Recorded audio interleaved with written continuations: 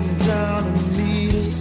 We are waiting on your touch. Open up the heavens, shower down your presence. Today, let us learn 3 case studies and 2 important topics. Case studies on Surat, Masulipattnam and Hampi. And let us also discuss crafts and technology as well as internal and foreign trade. First, let's begin with the case study on Surat. Surat is a port city located on the coast of Gujarat. It was one of Western India's major ports and trading towns during the medieval period. Surat was also a popular gateway for pilgrims who wished to travel to Mecca. It became an important center of trade from the 16th century CE onwards.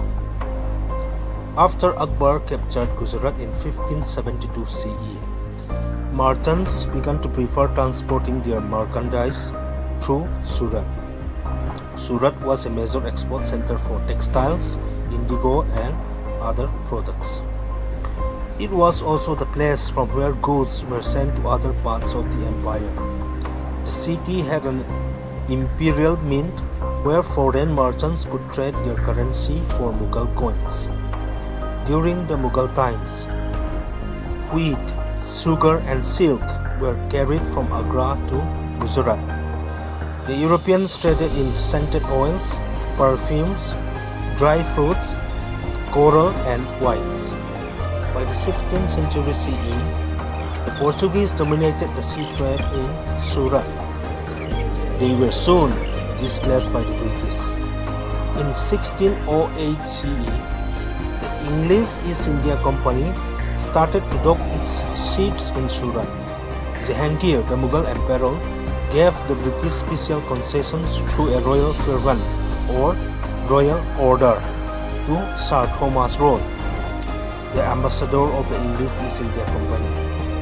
In 1612 CE, the British established a trading factory there. Merchants of many different communities live in Surat, including Multanis, Kashmiris, Muslim merchants of the Bohra community, and the Baniyas of Rajasthan and Gujarat. Abdul Ghaffur, the richest merchant of Gujarat, had several ships of his own, plying between the ports of Southeast Asia and West Asia. Further, the city also had communities of Arab, Turkish, Parsi and Armenian merchants.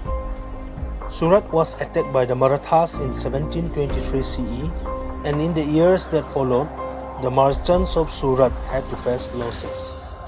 The English took advantage of the situation and established control over half of the trade. The Dutch controlled about 1/10 of the trade in Surat. The next case study, Masulipattnam. Masulipattnam or Matslipatnam is located on the Coromandel coast in Andhra Pradesh. The word muslin comes from its name.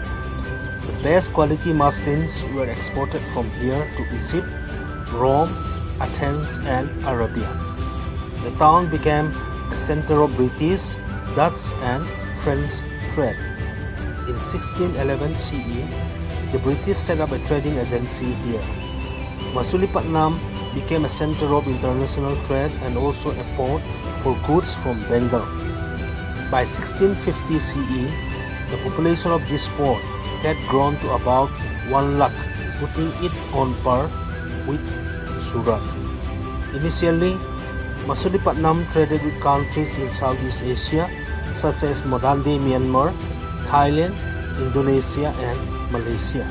Towards the end of the 16th century CE, a new sea link was established with Arab countries.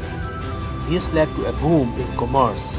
Years earlier, all trade with Arab countries passed through the coast of Gujarat.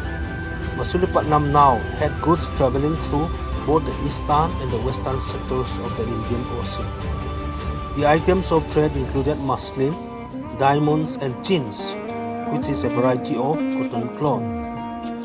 Masulipattnam developed as a manufacturing center, and in the 17th century CE, It was a city of weavers and dyers.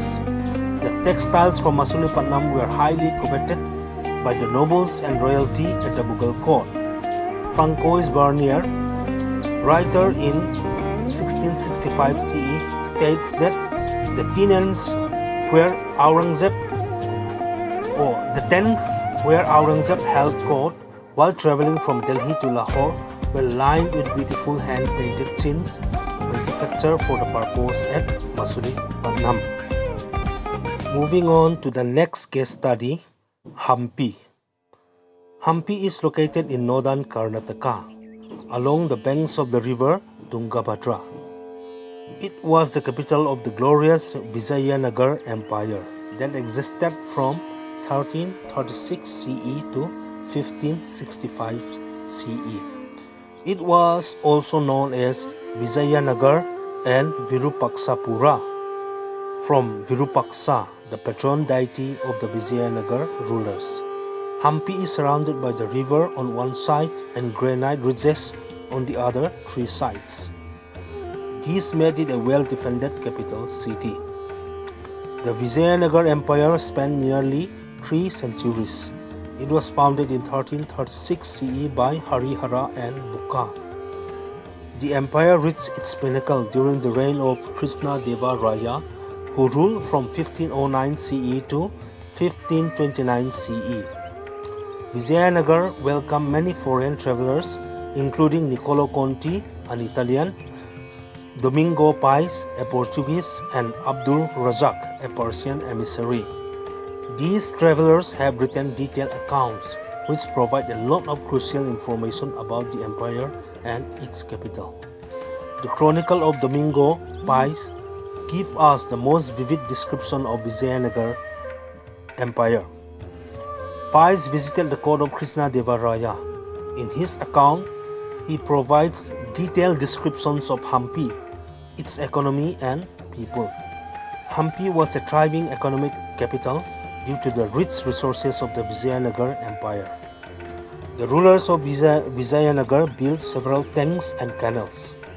One of the well-known water storage tanks was the Anantra Sagar tank, built with a 1.37 km long earthen dam across the river Maldevi.